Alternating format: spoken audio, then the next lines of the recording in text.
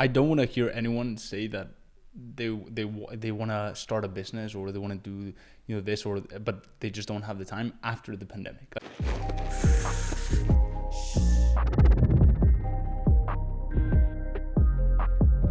Welcome back to a brand new episode of The Art of E-commerce. Today we're talking about a pretty controversial topic, the pandemic. What we've been going through for the past few months, actually close to 2 years now at this point. No, like a year and a half. Yeah. But yeah, we're gonna talk about the lessons that we've learned. We're gonna talk about how it's changed a lot. It's changed it's changed the landscape of both how we do commerce and also how we work and a bunch of other cool stuff. So I'm looking forward to it.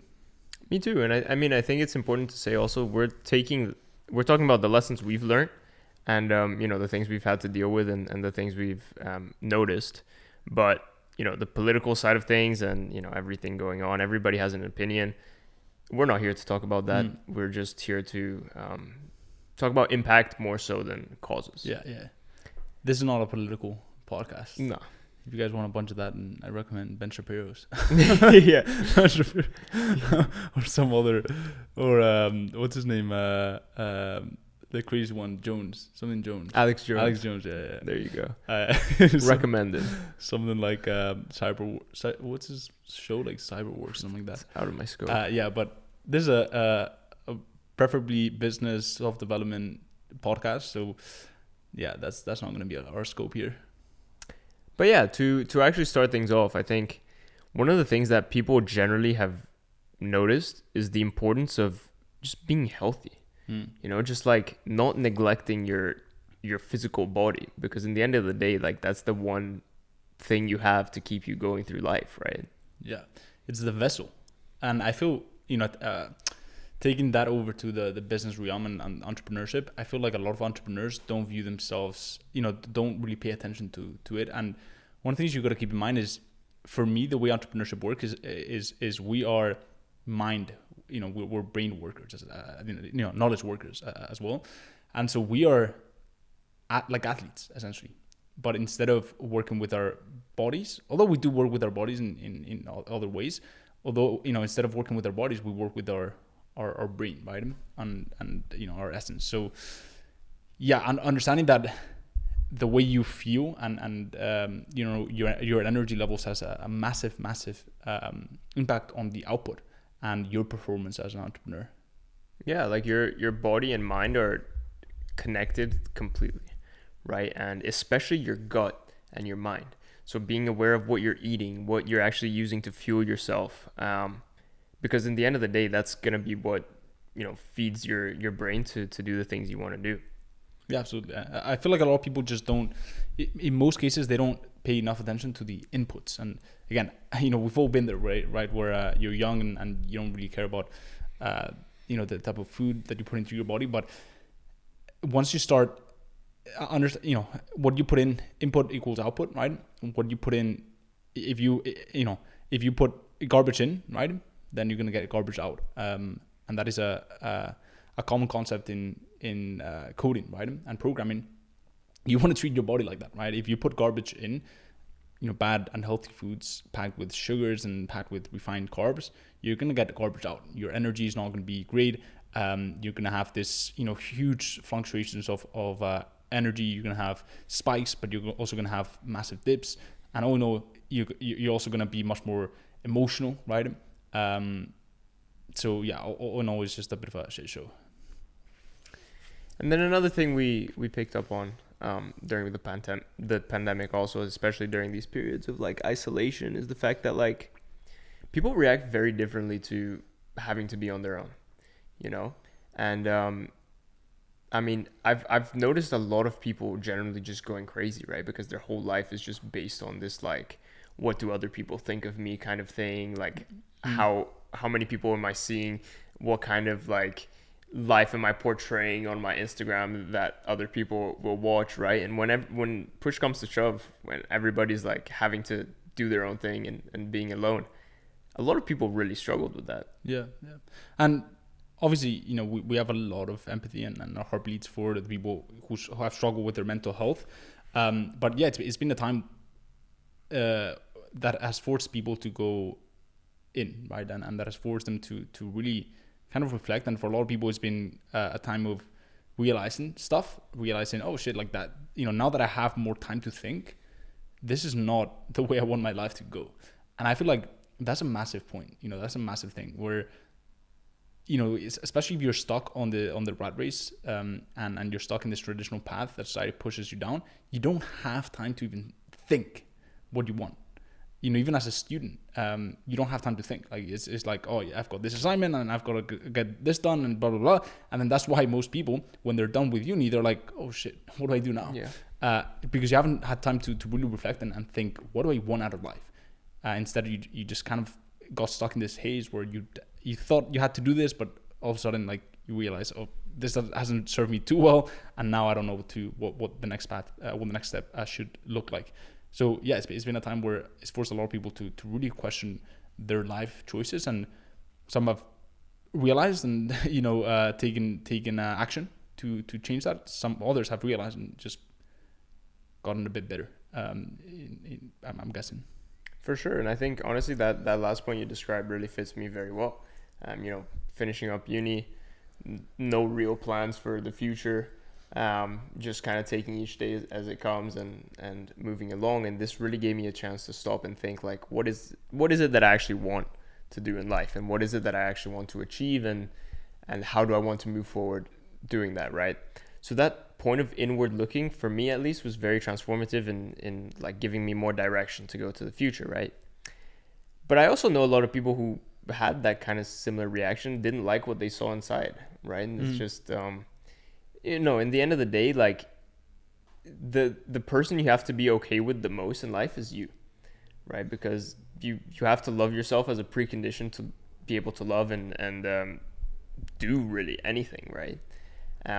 So yeah, just that concept of like being comfortable with yourself and really like knowing that in life you're working for you, you know? Like, I think you mentioned this in another episode, like, you're born alone, of course, from your mother's body, but you're born alone and you die alone, you know, and everything in between. Yes, you're sharing moments and you're sharing feelings and emotions with other people, but in the end of the day, like, if you don't take care for yourself, no one else really is going to. Yeah, I mean, obviously there's massive caveats to that, right? Like, you know, technically you are not dying alone, but yes, like, at the end of the day, like, you're not taking anyone with you, you know? It's just like the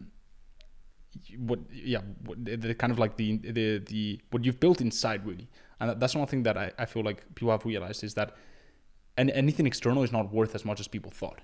You know, that could be taken away at any moment. And so it's all about, and what truly matters is the internal, right? Like, you know, how good do you feel? Like, you know, what is your mental state like? How's your mental health? Like, what's your health like, general health like? And I feel like that's you know, in a good positive way, that's shown a lot of people the importance of being good inwards and being good inside, because otherwise, you know, anything can be taken away from you. Whether, you know, a lot of people have suffered financially, a lot of people have also thrived financially, but at the end of the day, you know, the internal, no one can take that away from you. And there's also this concept of like, either you're getting better or you're getting worse, right? And there's no real in between.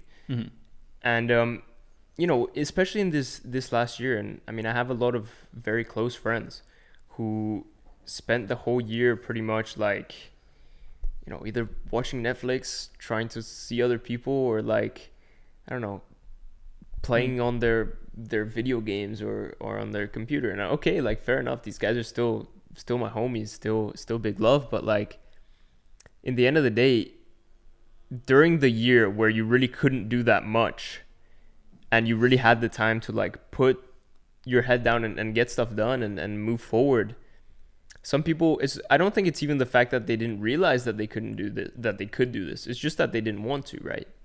And it's being able to make those kinds of decisions in life that will end up like bringing you to the places you want to go.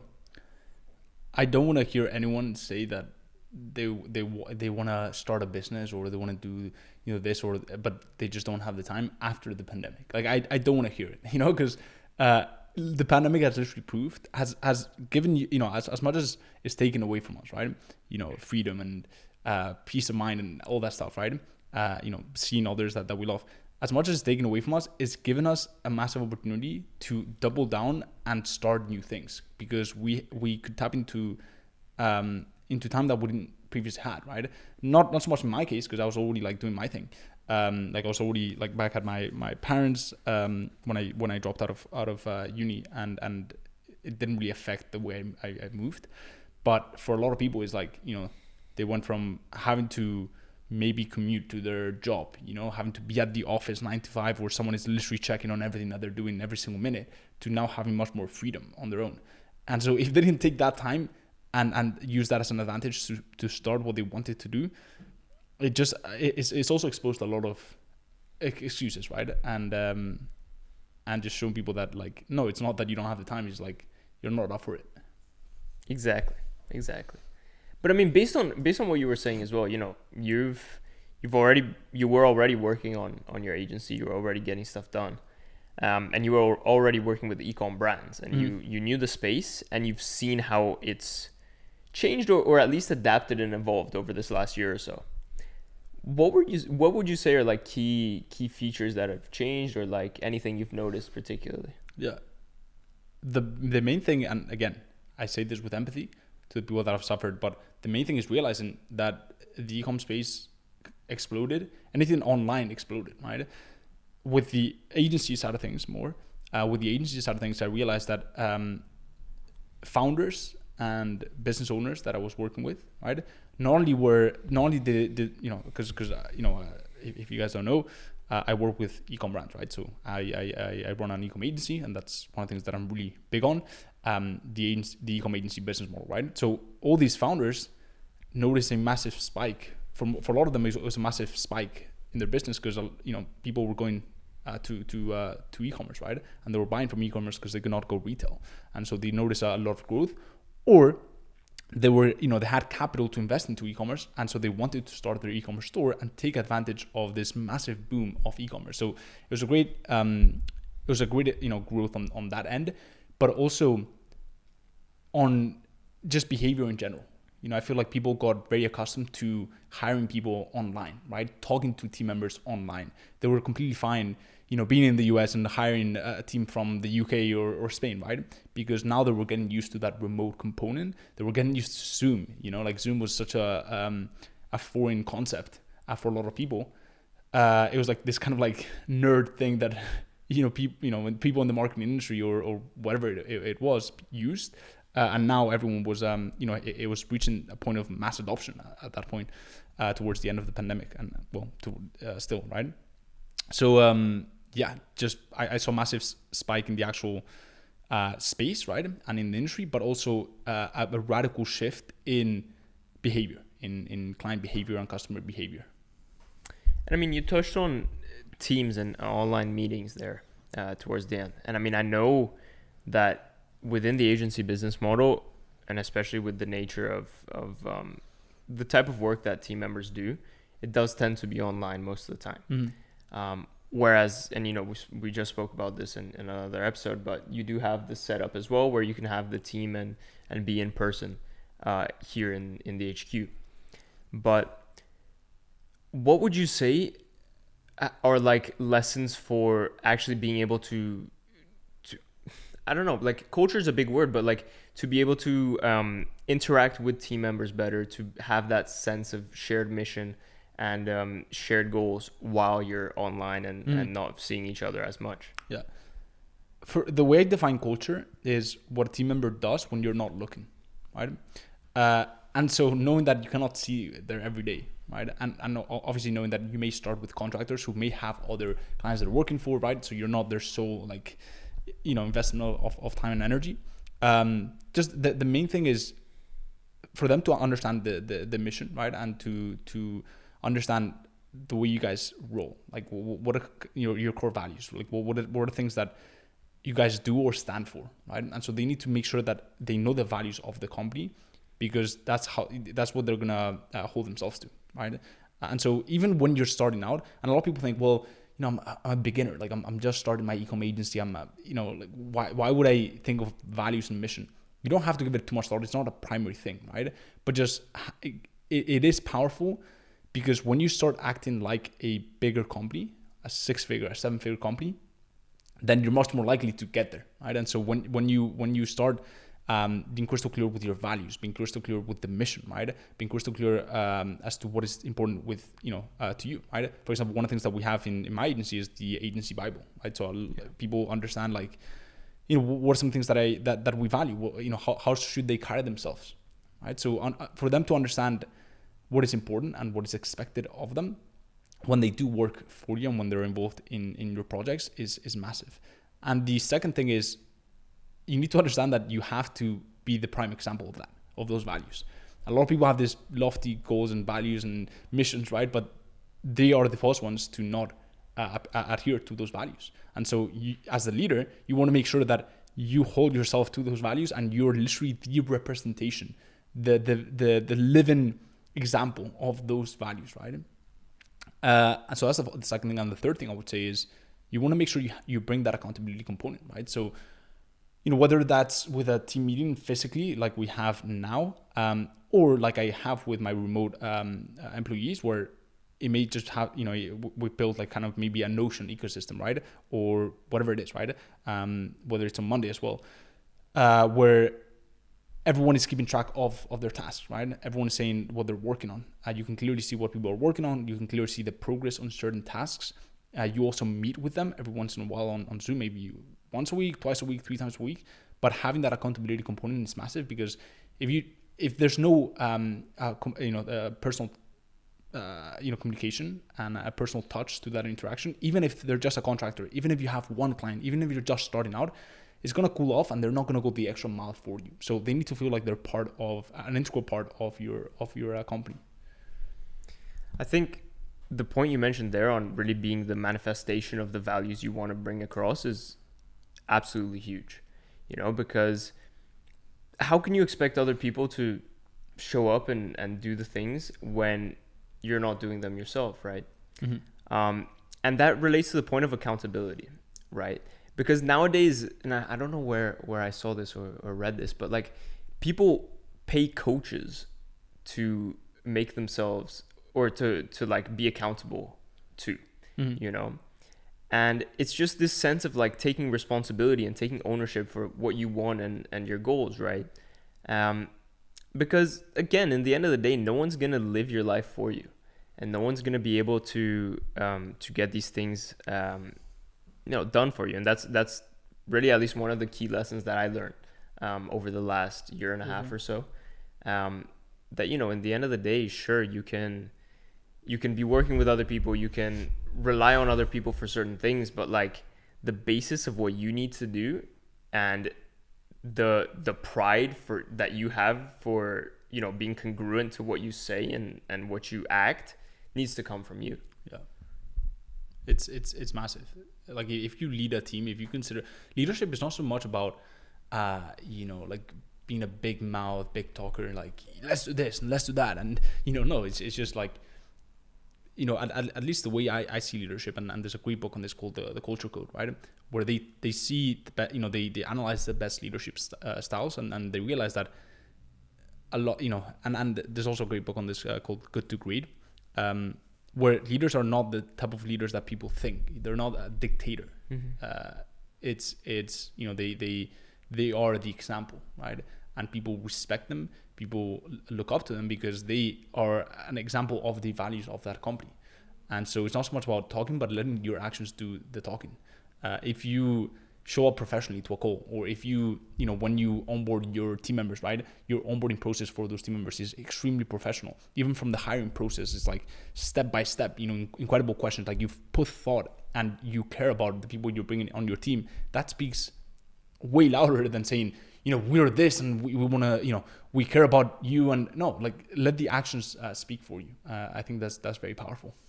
I mean, we probably will do a whole episode on building a team and culture and all of this. But like, again, the people you let into your organization, your life generally, also say something about what you're trying to do and where you're trying to go and achieve, right? And there's that great quote that like A players want to work for A players, B players work for C players, C players work for D players, and D players think this shit. Exactly. Yeah. Exactly. All right, and then just to wrap up this topic generally, like, what do you see the future future trajectory being? Do you see us going back to exactly how things were in, like, I don't know, January, February 2020? Do you see things looking different, especially within the e-com space? Like, how do you see the future looking?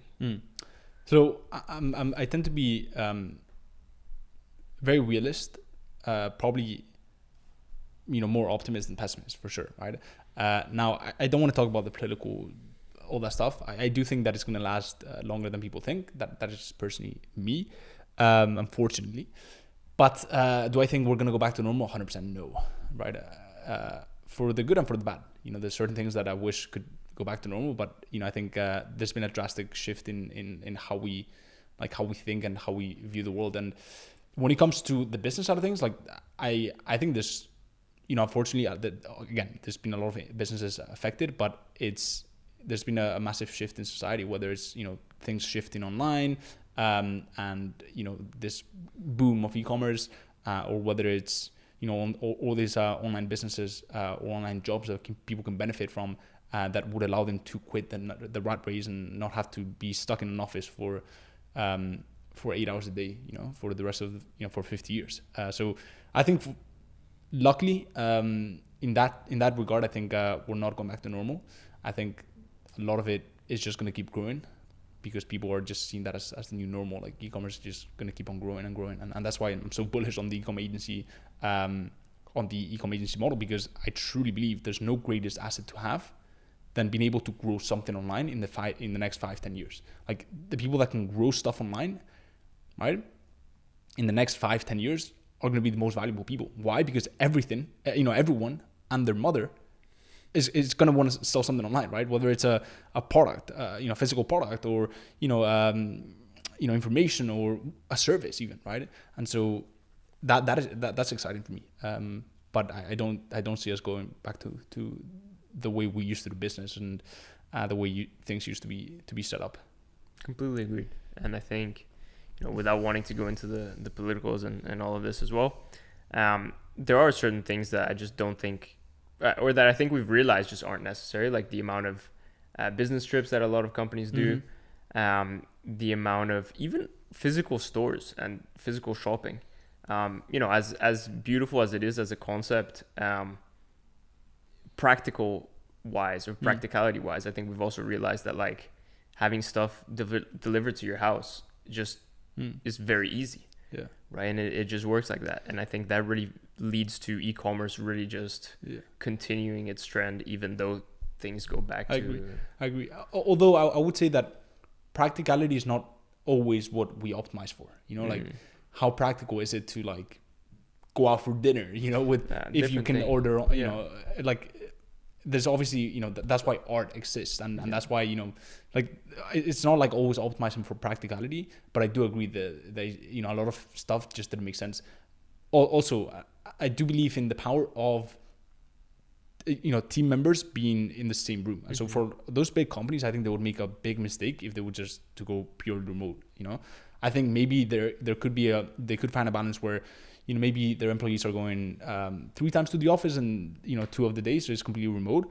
But there's something that can happen when you've got smart people in the same room, right? That leads to big breakthroughs. Now, you don't need that when you're starting out. You don't need to, like, get an office and have, like, a bunch of team members, because that would be insanely bad idea, right? And insanely bad idea. But it would be a shame if we completely eradicated the working with one another and in close proximity. That's my take. 100%. All right. I think that's a wrap on this episode of The Art of E-commerce. If you're watching on YouTube, make sure to smash the like button and subscribe. And if you're watching on Apple Podcasts or Spotify, make sure to leave us a review, maybe a positive one, would help. And make sure to follow us as well for upcoming episodes. And with that being said, Tony, thank you. and we'll speak to you guys on the next episode. Peace.